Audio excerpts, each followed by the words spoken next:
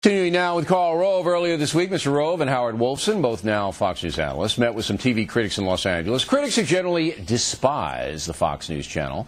I was out there a few years ago. I think I sneered at them. They come in with this attitude, number one, that they know more than everybody else, kind of like my attitude.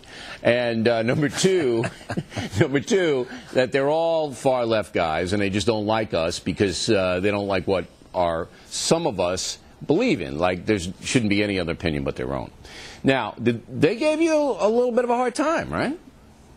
It wasn't that hard a time. I mean, look, they were mostly polite. I could tell it was like Satan dropping in at the Southern Baptist Convention. They weren't exactly pleased to see me, but they were a little bit intrigued.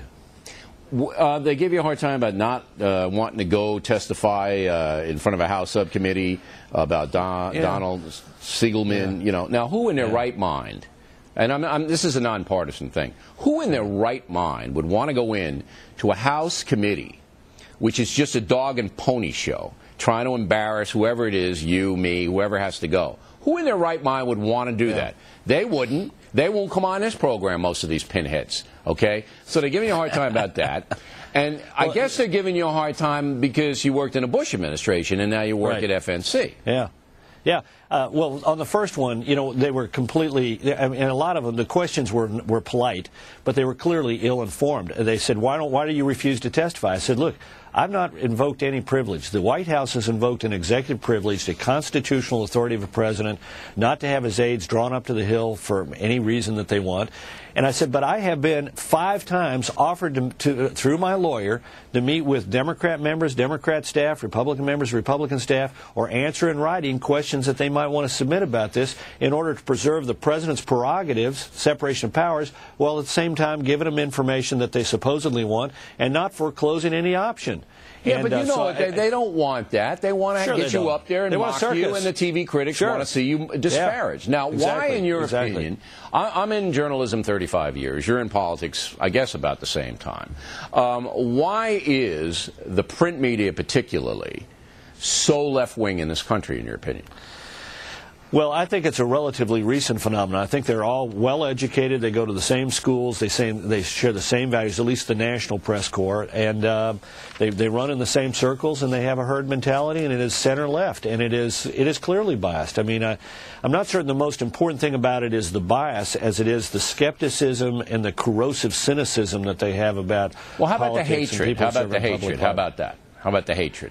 Because it's beyond skepticism. It's into, look, O'Reilly, we hate you. Why do you hate me? It's the most successful program in cable history, okay? It's a good, entertaining program. We have lots of points of view. It's a fun thing. The folks love it. Why do you hate me? They don't have an answer. It's ideology, pure and simple. It's it, yeah. Well, and also a little bit of envy, because look, every one of these people would like to be, sort of bigger and more important, or a lot of them would be. I thought it was interesting when I was out there. What was I doing involved with Fox News? I mean, sort of like a Republican, what is he doing with it? And Chris Wallace made the point of, would you be doing this if a Democrat were involved? I mean, I didn't see any outcry among the media. Right. Well, yeah, but I didn't see an outcry when, Tim Russert came from the Mondale campaign, or Stephanopoulos came from the Clinton White House, or, Chris Matthews came from Speaker Tip O'Neill's office. I mean, are these people, where's the criticism today of those people? Well, it's because they came from the center-left, and I'm clearly coming from the center-right. The folks have it. But you're always composed, Mr. Rove. You never... one of the TV critics said it was because I lacked any nerve endings. All right, Karl Rove, everybody. Great, there he is. Thank you, sir. Directly ahead.